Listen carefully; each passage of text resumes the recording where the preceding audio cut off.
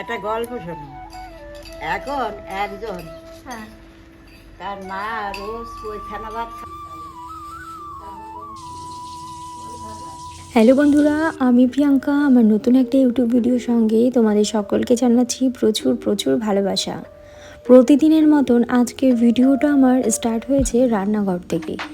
সকালবেলার দিকে ঘুম থেকে ওঠার পর বাবানকে খাওয়া দাওয়া করানো সত্যি কথা বলতে ভীষণ একটা চাপের মধ্যে দিয়ে সময়টা যায়। ওই জন্য না সেরকমভাবে ভিডিও ক্যাপচারগুলো আমার সেইভাবে করা হয় না। আগে যখন বাবান ছোট ছিল তখন বেশ টাইম টু টাইম মেনটেন করে ভিডিওগুলো সব করা হয়ে যেত। আজকে ওর বাবা বাজারে থেকে নিয়ে এসছে জ্যান্ত রুই মাছ। তো ওরা খাবে, মানে আমার শ্বশুরমশাই, শাশুড়ি মা, বাড়ির আদার্স যারা রয়েছেন তারা খাবেন হলো এটা কচু দিয়ে। আমি তো বাবা কচু খাই না। তো আগের দিন বাড়িতে হয়েছিল কচুর বড়া। তো আমার ঠাকুমা শাশুড়ি অনেক বলাতে যাই হোক একটা কচুর বড়া খেয়ে দেখেছিলাম। সত্যি কথা আমি বুঝতেই পারিনি যে ওটা কচু দিয়ে বড়া বানানো হয়েছে। আমি তো ভেবেছিলাম কোনো ডাল ঢাল দিয়ে এরকম টাইপের কোনো বড়া হয়েছে, কিন্তু কচুর তরকারি না, আমার ওইটা খুব একটা পছন্দ হয় না। ওই জন্য ভাবলাম আমি তাহলে একটু রুই মাছের রেসিপি দেখি ইউটিউবে, তাহলে একটা রেসিপি ট্রাই করব। তো একটা রেসিপি দেখেছি, তো আজকে সেইটাই হলো ট্রাই করব। তো মশলাটা আমার পেস্ট করা হয়েই গিয়েছে, আর এইদিকে মাছটা ভাজাও বসিয়ে দিয়েছিলাম। একদম লো ফ্লেমে মাছটা ভেজেছি। হাই ফ্লেমে দিয়ে মাছটা ভাজলে না অনেক সময় তেতে যায়, উপরের দিকটা লাল হয়ে যাবে কিন্তু মাছটা ভেতরে একদমই কাঁচা থাকে। তো এবার বলি মশলার জন্য কি কি নিয়েছি।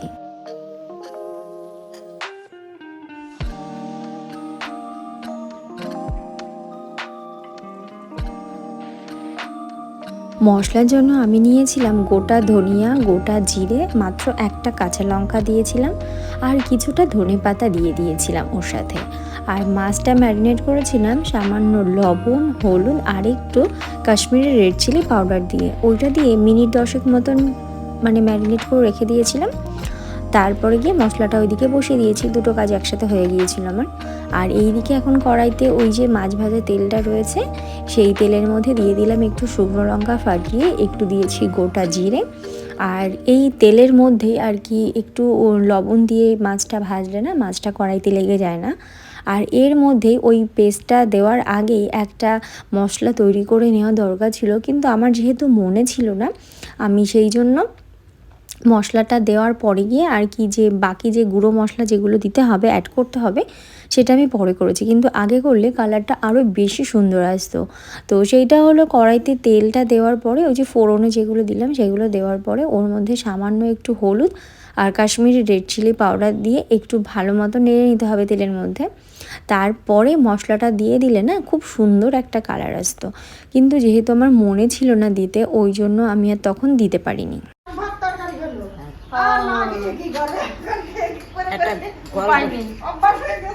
একটা গল্প শোনো। এখন একজন তার মা রোজ পয়খানা ভাত খায়, আমার যেরকম ফেনা ভাত খাই লোক খায়, ফেনা ভাত খুব ভালো খায়। তা সে গেছে শ্বশুর বাড়ি বেড়াতে।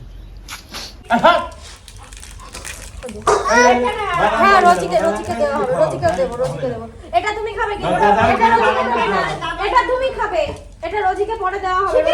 রোজি ভাত খেয়ে নি, দেখেছো? তাহলে এইটা কিরাম বদ, তাহলে আমাদেরটা থাক, আমি তোমাকে আর দেবো না। আমার ঠাকুমার কাছ থেকে ছোটোবেলায় আমার সেরকম স্মৃতি মনে পড়ে না। হ্যাঁ, অবশ্য যে স্মৃতিগুলো আছে না, সেগুলো কোনো ভালো মুহূর্তের স্মৃতি নয়, সেইগুলোর মধ্যে আছে অনেক বেদনা ভরা। সত্যি কথা, সব বাড়িতেই আমি এটা দেখেছি, ঠাকুমা, দিদা এরা হয় কিন্তু সবসময়ের জন্য আদরের জিনিস।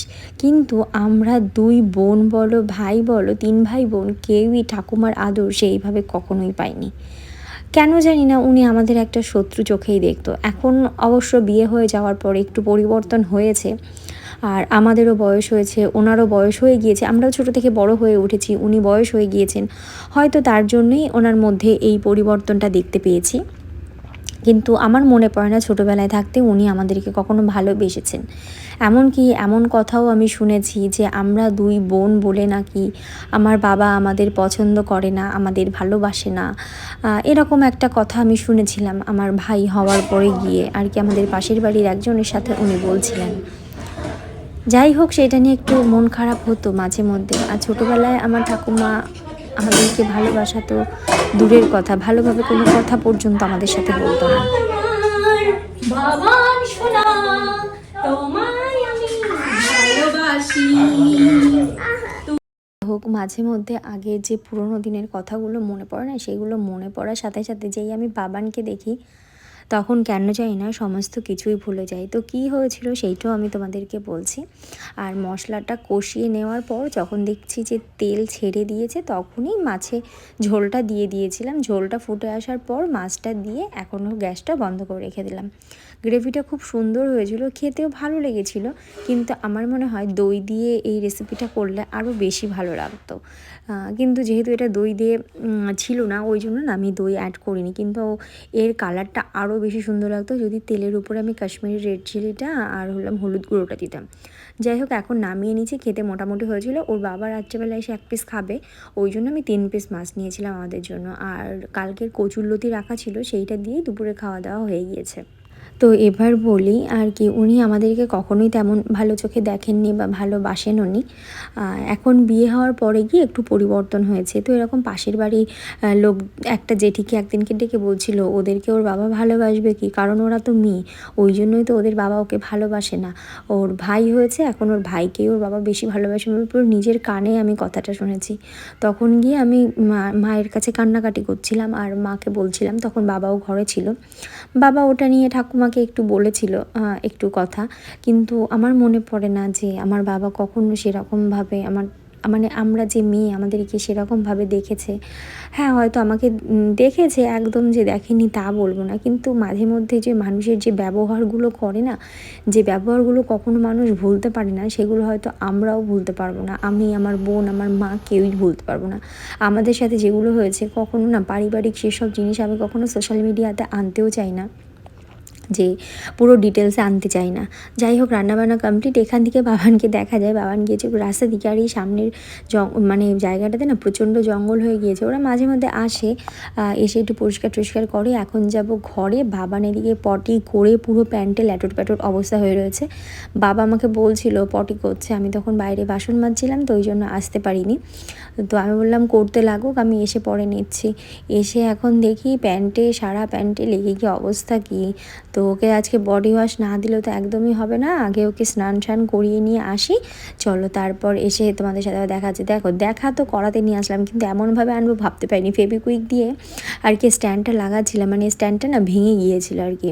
রান্নাঘরে রান্না করতে করতে আমি আর কি প্রেশার দিয়েছি আর কি বসানোর জন্য, আর এইটা ফেবিকুইক দিয়ে আটকাতে গিয়ে এটা আমার স্ট্যান্ডের যে জায়গাটা ভেঙেছিল, সেইখানে ওইটা লাগার বদলে আমার হাতটাই লেগে গিয়েছে। অনেক কষ্টে গরম জল টল দিয়ে তারপরে ছাড়িয়েছিলাম। আর সকালবেলার দিকে বাবানকে এগ বয়েলটা দেওয়া হয়নি, ওই জন্য এখন নিয়ে আসলাম ওকে সুজি আর দুপুরবেলা একটু এগ বয়েল, এই দুটো জিনিস দিয়ে বাবানকে খাইয়ে দেবো। আর যেহেতু দুপুরবেলার দিকে তেমন কিছুই খেতে চাইছে না, ওই জন্য।